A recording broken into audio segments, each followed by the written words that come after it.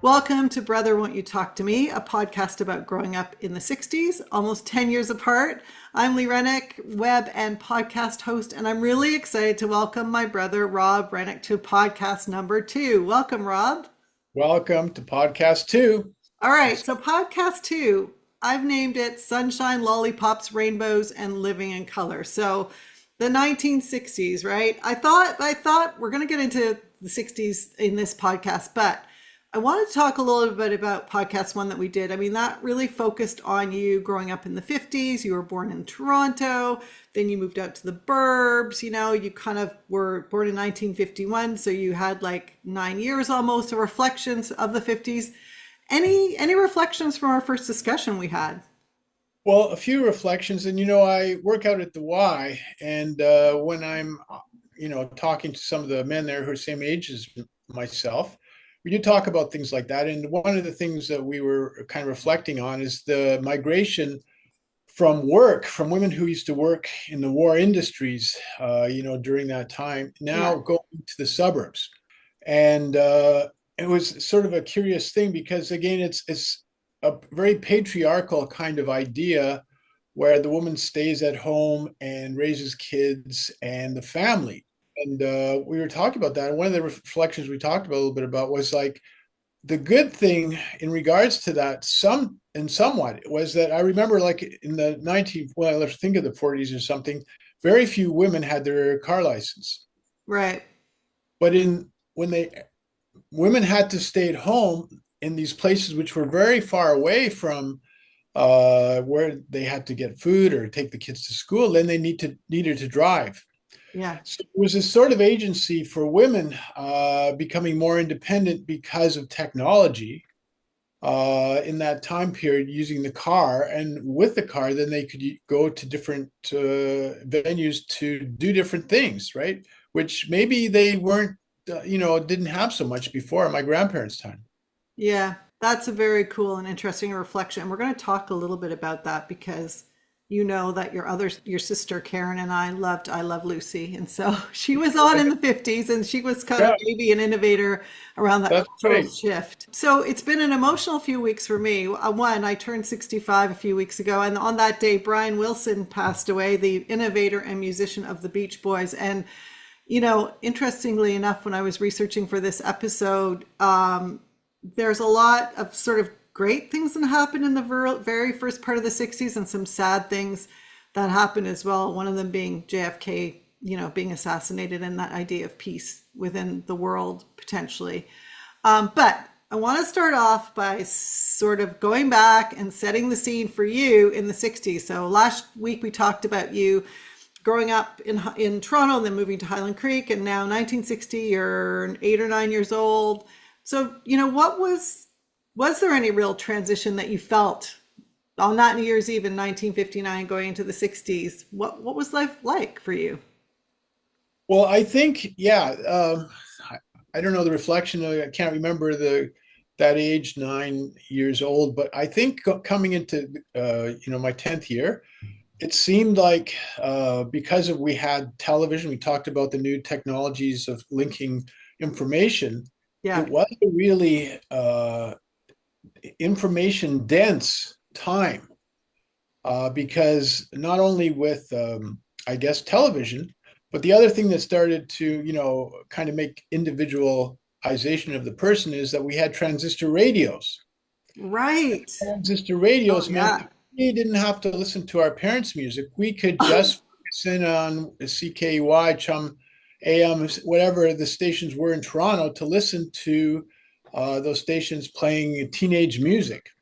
Yeah. So that was a new technology and a very kind of simple one. But again, it changed the idea of like sitting around a radio at home listening together as a group to have this individual kind of agency that you could kind of choose your own channel and take it anywhere you wanted. You could take it to school, you could take it to a party, you could take it into your bedroom.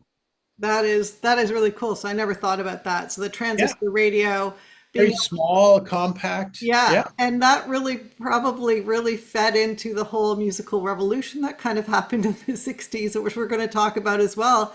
but also individualism, but also like a group activity, right? Like it just multiplied access to all sort culture, all sorts of things, right?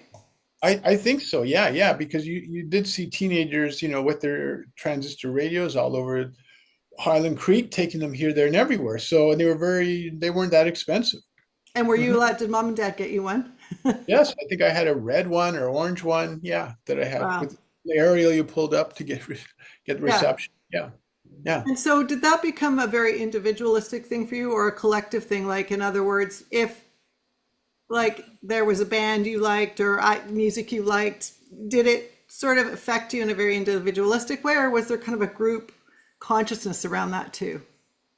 Well, I think because there were only I remember two stations, CKEY and Chum Yeah, Radio, yeah, that played, I guess, contemporary music, teenage music, if you want to call it that, pop music. And so it was both an individual and collective thing because when you heard these tunes, then you all talked your about it. group heard these Yeah, tunes. Middle-aged people weren't carrying around transistor radios, right? no, no, They were teenagers. So the stations that played those tunes really became kind of like icons for teenagers, right? They became like their place to go to hear, I guess, I don't want to put sacred, the new music that yeah, was out there. Yeah. yeah. Mhm. And so it was kind of like almost, yeah, like a temple of like, I don't want to relate it to church, but it probably became its own cultural collective of people, right? So we talked a little bit about television and women as well evolving. You said with the advent of the car and moving to the burbs and people being more independent. So, and I did mention I Love Lucy because, our sister Karen loved I Love Lucy. I loved I Love Lucy. I think most people love Lucy, right? Yeah. And when I reflect sort of on who Lucy was at the time in the 50s and 60s, she was a very authentic kind of woman, right? She was doing all these things that maybe most women didn't normally do. She was getting into thinking she should do something a certain way. There was a lot of Yeah. obviously the comedy, the way in which she lived, the way in which she lived with her friends in their apartment, and then obviously her husband and all of these types of things, and then when she got her kids. So what do you think, and you just sort of talked about it a little bit, and I used the word when I asked the question authentic, but maybe that's not what you would use. But do you think with like, yeah, women evolving, getting their licenses, driving, maybe seeing those types of role models like Lucy or others on TV, do you think women became more authentic in who they were in their place in society, or what are your thoughts there? Well, I think that the I Love Lucy show was very kind of maybe informative for many women because, and information kind of moving out because there was a number of things which were sort of unusual because she married not a, Anglo-Saxon white male. Right. She married a Cuban, Desi Yeah. Oh, Arnaz. that's true. So there's a mixed Yeah. marriage happening on television, really, if you want to call it that, right? Yeah. He spoke Spanish, a little bit, and the thing, which was like again not, that American tradition. Yeah. And the interesting thing about the sitcom was that she was in this very patriarchal kind of environment. He was head of a band and she was staying home mom. But in the situations that she was involved in, situation comedy, there were a whole bunch of episodes that led her to do things, as you said, outside the box. And when you hear the conversations between Ricky and, is it Ricky? Yeah, Yeah. Ricardo and Yeah. Lucy, she always got the last word. Yeah. She was the one who made the last statement, etc., and the last kind of what you say, event or whatever to cause humor or whatever. And it suggested a different type of America, right? Yeah. That this idea of women going out to stay at home to look after their kids was evolving to something else, and that women now had more agency, I think, because of uh, her image. Yeah. And the other thing I was thinking about too, reflecting on, it was sort of the first reality television because Little Ricky Yeah. It was. was born during the show. Yeah. She was pregnant. Real, That's right. Yeah. So that was sort of interesting as well. And she also in real life was the head of a major studio, Desilu Studios, with her Yeah, husband, right? I yeah, mean, yeah. so that as well kind of is Yeah. interesting, right? It's, yeah, I mean, I guess that word authentic maybe truly is that, but it'd be great if we could ask her that question. But you're right. And I almost think of our parents and I think sort of like that sense of comedy was sometimes at home too with mom and dad, maybe Sure. in that respect. Like mom sometimes was very comedic, even though we didn't maybe see it that way, but she kind of had that, you know, love of life and taking risks and chances maybe a little bit differently, right, than our dad did, even though our dad was the same way a little bit too. So it maybe rubbed off in a little bit of way with maybe women within our world too. I mean, these adventures that Lucy had kind of said, well, you can have your own adventures too. Yeah. You can learn to ski if you don't know how to ski, which I think mom did. You can learn how to swim, which you didn't know how to swim. Yeah. You can go and try to take courses to have some kind of jobs like she did in a travel agency. Yeah. All those things were possibilities, I think now, Yeah. uh, in that framework. Although it was still a challenge, I think, for mothers, looking after four kids or Yeah. five kids or Yeah. three in Yeah. the suburbs. But there was that Yeah. new goal. Yeah. Yeah, and I mean, she had me in 1960. She had already had three other kids, so I mean, that was a lot, right? To have all these kids running around, plus dad, plus his business and everything. Okay, so I'm gonna move to a question. I'm gonna skip one question because I want to come back to it. But so I want to know now. You've hit the 60s. Let's talk about the early 60s. You're 10 years old or so. What was school like? So we see this cultural shift really. You've got the transistor radio, you can listen to kind of your own groovy music, you've got this collective of people around you, other kids who are doing that, you're sharing that way. You're also got like the shows like the I Love Lucy and other shows on TV. So now you're at school, so was school still really like formal for you? How did you view it? Yeah, I think school still was pretty formal in the aspect of the pedagogy and also the types of teaching that was, in classes. And there sort of was like again uh, a challenge in the like from 60 to 65. There were so many different challenges because you had this kind of conservative thing happening, 50s, right? And then all of a sudden, I would say there was a shift even in government because the conservatives were empowered to a liberal thing, more, kind of for change. And it, it kind of, I don't know, rubbed off a little bit on the schools.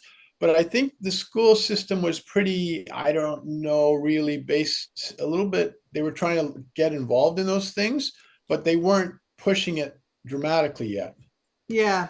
There Yeah. was changes though, because originally when I first went to school, there were the girls' playground, Yeah. boys, it was segregated. So that changed, right? So eventually it was just like the school's playground. Right. Um, and the other thing I was thinking about is this individuality. Like when I first went in to Highland Creek School, they actually had a section for did you go to church? And there would be a check mark there, etc. Right. And that shift, to have that collective idea that everybody did certain things on certain days started to dramatically shift. Yeah. And I remember I was talking to Karen, my sister, who's a little bit younger than I, and she said that my parents went to church and they asked, would you like to go to this place? We went to the same thing just to check it out. My parents were really were secular. We all came out of it and said, no, we don't. And then my mother said, well, then we're just going to go in our station wagon and travel around the countryside on Sunday. So I think there was a kind of shift in kind of noticeably away from those uh, collective things that you were supposed to do. Yeah. Uh, Again, the Boy Scout, Girl Scout, that was a thing both Karen and I didn't want to, and we just didn't do that while that was a tradition previously. Yeah. Uh, so I think it was opening up because, Yeah. as I said, there was this thing about like the conservative kind of more, in the 50s, Yeah. and there was this more liberalization of things as it went through the 60s because of Yeah. the information we were getting on television, and never knew those things. And so, I mean, there are all these possibilities. Yeah, and so I think, you and I talked last week about sort of this shift. You said to me it's like a quiet revolution, right? So, when you're sort of seeing this shift, you're seeing a shift obviously with music, and we'll talk about that. A cultural shift, and you're seeing sort of the way in which you have access to this is shifting. The things that were the norm, like going to Girl Guides and Boy Scouts, the kid now has the opportunity to say, I don't want to do this. And in your case, mom Yeah. said, okay, no probs, we don't need to do it. So you're not having to fit into this standard kind of thing. So maybe can you talk, like I'm just thinking, also in Toronto, the Riverboat Cafe opened in 1964. There was, you know, this shift in music. There was this whole folk thing that started happening, Dylan, and there's just then the Beatles and Beatlemania, and there's like a ton of stuff that happened culturally and musically in the 60s. So did you notice any of that? Like what was happening with you in your mind around some of these things you might have seen?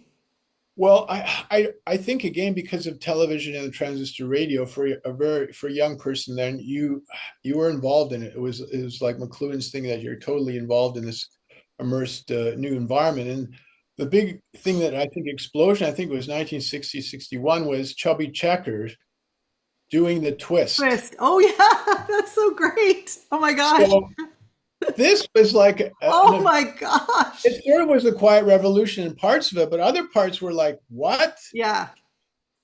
People dancing, doing, come on, baby, let's do the twist. And they're dancing, not holding each other, right, in their arms, right? Yeah. They're dancing by swinging their arms around, their legs around, and twirling, around, kind of like, Yuri Gagarin around the planet in 1961 was turning around or whatever, 62. Yeah.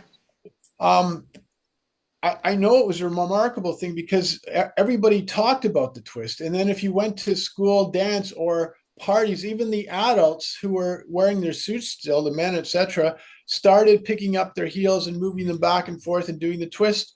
And it was like I a love it. large, I think, a cultural phenomenon in Toronto that there was this new thing, right? Yeah. And it gave freedom because you didn't have to, you could be away from the party, you could have like a relationship which was not, this person and that person are together, but this person and that person are kind of in friendship and they're doing this fun thing together. And that was a kind of new reality. Yeah, that's huge. I mean, that is huge because that plays into getting together and going to concerts and all of that stuff, right? You're right. People just can start dancing individually. They're not twirling each other around like our parents did, in the 40s, that kind of thing. That's huge. Yeah, it was huge. And I even talking to some, like I was a teacher and talking to some of our students, they remember, their parents doing the twist, and some of them came from very up a straight conservative Yeah. society thing, and there they were dancing in their big rooms, with this record playing. So it was like a big change, I think, right? Yeah. Um, And were there any other like changes that you were feeling like in that early part of the 60s? I mean, I just somebody actually a colleague of mine posted he's posting some presidential speeches, and he posted this amazing speech John Kennedy did in 1963, right before he was assassinated. It was a commencement address at the American University in Washington on June 10th, 1963. And he's talking about peace, and he's saying we need peace for the world. And he says, what kind of peace do I mean? What kind of peace do we seek? Not a pan-American enforced one on the world by American weapons of war, not a peace of grave or the security of the slave. I'm talking about genuine peace, he says, the kind of peace that makes, I'm getting goosebumps, the kind of peace that makes life on earth worth living, the kind that enables men and nations to grow and to hope and to build a better life for their children. Not merely peace for Americans, but peace for all men and women. Not merely peace in our times, but peace for all time. So that's 1963, and sadly right after that he was assassinated. So that when I start thinking about the 60s and my early memories, I do remember being with mom watching his funeral. Weirdly, I do remember that. Of course, it And was. I was just a little kid, but uh, I remember this kind of feeling of like things are going in a certain direction, and then this like boom, when that happened. So I don't know if you have any reflections on that because we talked about the peace symbol and all of that stuff, and moving into that mid 60s and getting into that whole space. But so there's this energy around Chevy Checkers and Lucy and all of these things, and this consuming more things. But then you have this sort of world shift that happens. Any thoughts around that? Well, yeah, I think the from 60 to 65, there was a huge thing between insecurity and security, or security and insecurity. There were these two forces because we had the Cuban Missile Crisis in Yeah, 1961 or yeah, Dr. Cover, yeah, which it was very challenging emotional time, right? yep, In regards to that. And on the other hand, you had JFK, you know, coming into his, I guess, new media, television media, and using that to kind of sponsor or talk about these grand ideas, big yeah, ideas.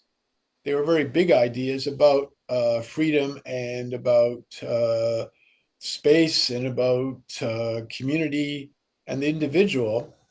And there was this clash between this kind of idea of like, okay, you're secure in your home with your television and your family, yet the insecurity partially was about like, the atomic bomb, there, the Cuban Missile Crisis, yeah, and kind of the politics that were happening, and of course his assassination and the tension between those things. yeah, When he was president, he didn't wear a fedora hat, which was very unusual when he came, when he was his image. While in the past, all the presidents wore fedora hats, and it yeah, showed kind of big change towards this new, what they used to call a Camelot, this new utopic world. And that's why Camelot was such a big kind of musical hit at yeah, that, because it was like about this tragedy. yeah, Yeah, it was really a challenging time with music again. Peter, Paul, and Mary. Well, Pete Seeger, right? Of course, yeah, he had the Weavers. He created the song "If I Had a Hammer." So that song had I think two hits. One was Peter, Paul, and Mary and Trini Lopez. yeah, Both were in the top 10 2 years apart at yeah, the beginning of like 60 to 63 or whatever. And again, that was a very kind of positive song. If I had a hammer, I'd hammer in the morning, yeah, et cetera, brother and sister together. And it was this kind of new kind of like activism right, uh, for civil rights, for kind of breaking up the past and moving forward, which John F. K. was also part of. So I don't know. There was this kind of, I think it's a little tension between those two things. This idea yeah, that you had a middle class home, now you were in the suburbs, you had all these different things, but there was change either through politics, violence, or the change in how we looked at values that were really rubbing against each other. And two of those things in Canada, one was, of course, Medicare, because Medicare was started in Saskatchewan by yeah. Tommy Tommy Douglas. Douglas, yeah, They had a big strike there, I think in 60, 61, 62, and started this idea of, free medical care that yeah, was coming in, which was very exciting, but it caused a huge strike in Saskatchewan. They had to work it out. And that was like a new change. Also, the big flag debate in right, Canada about what flag we should have. Because I yeah, remember, bicycling up and down the streets of Highland Creek, and there were all kinds of like people, carrying different flags. One was the ensign, and said, "We don't want to change our flag. We fought in the war for this. We're not going to do it." It's these rabble rousers are trying to change the country, and then this emphasis towards a kind of new identity for Canada as a peacekeeper, and what yeah, kind of flag should we have? And that was around, I think, 64 or 65. I think finally we had that, the new, after a number of yeah, design yeah, challenges, the red maple leaf with the yeah, two stripes on the edge, red. So Yeah. it was like a lot of ferment and discussion in Quebec. They call it the Quiet Revolution. The Conservatives under the National, I think Union Nationale, the Liberals came under Jean Lesage, and they swept away a lot of the old traditions in Quebec, including the church. So it was a very, like I would say, like a cauldron of different events and different values that were changing very quickly, although you had this sense that you were compared to the city where there were all kinds of things happening, you were a little bit farther away from that. So Yeah. your dad could come home in a car, and then you could watch television, etc. But then when you watch television, there were all these things that could be upsetting to Yeah. you, or Yeah. could be very, very, very comforting. So yeah. Yeah. So this is a time really where you, as a young boy, are now, moving towards your teenage years. You're seeing like a huge amount of change in the world, and you're having to figure out how to filter that, I guess, as a young boy. Like, how do I filter that within my family unit, within my other external cultural unit at school, within my school, and then within society, right? And what Yeah. experimentation do you want to take as a young child to grow? And so I think, any reflections on that? Well, I was very much interested in like artwork for some reason, and so I started to think about like doing painting or doing stuff, kind of some Yeah, kind of visual art. That was really kind of an interest that started, and looking at different artists outside the Canadian, forum, to look at what artists had done, as a young age, et cetera, et cetera. yeah. So that was exciting. Um, and for reading, again, pop culture, this is for my uncle, this might have been a little later.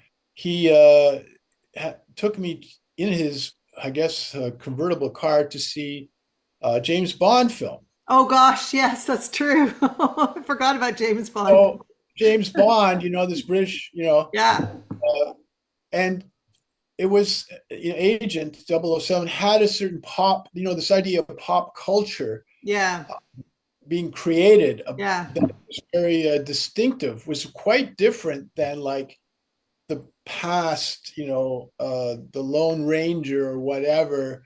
It was kind of a different kind of style. It was very sleek. It was very stylized, the music, and it had a lot more, sex in it. yeah, right. And Lucy and Desi Arnaz, they broke a tradition because they had an image of them sleeping in the same bed. But the Right. James Bond films had even more things, right? So for a young kid growing up, it was Yeah. like this Whoa. adventurous time. It was like, what is this stuff? You know what I mean? It made me want to read more, because I wasn't much of, I didn't like to read too much as a boy, but now there were all these kind of other possibilities than in the past, where we had to read these sort of dull. I could read a Ian Fleming, James Bond series of books. So it was kind of interesting for me. Yeah. And so I think, and that's the thing, and you're right. I didn't even think of James Bond, but there are all these cultural, impactful things that are happening, like access to, like we talked, about that and this movie idea, and these, I think for me, one of the biggest things that happened in the '60s is Beatlemania, which I find really interesting too, because these guys are coming to like North America and they're in all these proper suits. It's sort of almost the antithesis. It sort of is like, yeah, what is sort of happening, but it seems a bit culturally old. But they come, after Kennedy is assassinated, and a lot of historians say one of the reasons why Beatlemania took off was America was looking for something, to hold on to that just gave them joy. Sure. And then you've got people like Dylan, who's really coming of age in his space. Joni Mitchell, our amazing Canadian, who's authoring works that are talking about herself. Like, they're talking about who she is as a woman, which is really interesting. So I think there's this individualistic aspect of it also from a music perspective. It's not Tony Bennett singing anymore, or the guys in Las Vegas in the club. This is like talking and singing about things. And that must have impacted you in some respects when you started hearing those types of music.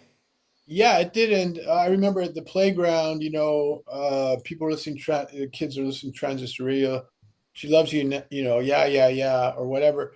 And 64. I mean, that was an explosive thing for the playground community because people wanted to know more about where you could, some people, my Yes. father has a connection and he has all these teen magazines, and Yeah. I have the teen magazine of the Beatles, and that woman, young lady, who was not really looked at before as a social person, all of Right. a sudden there was this huge amount of girls and guys running around her to look at these magazines. Yeah. Yeah. And then, of course, some of the older people didn't know what to do with it. And so they said, well, I'm just going to buy a Beatles wig and wear it. Ha ha ha ha. Yeah, exactly. Not knowing that their son would eventually grow very long hair. Yeah, Uh, right. Right, because so, their hair was considered long, right, Rob? Their hair was considered yeah, yeah, the yeah, yeah. mop top. It was called the mop top and it was Because long. Yeah. men wore an army buzz cut. That was like Right. on the Right. theme. So having hair just even to touching your shoulders was like, Yeah. what is that about? So, Yeah. and some of the again fathers, would joke about saying, I'm going to buy a Beatles wig and wear it for Halloween, and then yeah, Years later, not that many years later, oh a few years later. yeah. So you are getting goosebumps, man. You growing up in this era was like huge. Like there's just so much going on culturally. There's just so many changes, you It was a stage of your kind of birth years too. That stage was for you, like even though you may not have remembered it, kind of was where you started from, right? All yeah. that. And that's why I think there's a lot of churning inside of me always. Like, when I think about those things, it's like, yeah, of course, peaceful and loving and beautiful and all of that stuff. But I'm always looking for something else. I'm always wanting to talk about something else. This is why I wanted to do this podcast because I wanted to understand it better because Yeah. it's just kind of like all this stuff happened. And I kind of remember being very little, like I said, watching JFK's funeral, like mom crying, all sorts of stuff like that. So yeah, maybe this is a great way to end this one. I mean, I was researching the Beach Boys, and when John Kennedy was assassinated, apparently the day that he was assassinated, they went into the studio and they wrote this song called "Warmth of the Sun," which is so beautiful. And when they were interviewed, they said, the reason why they wrote it, it was like things have changed, right? And some things are no longer there, but we'll kind of always remember them like the warmth of the sun. And Mhm. I kind of think that these years are, when I talk to you about my brain churning around this, I have that impression in my body, like things were changing constantly during that decade.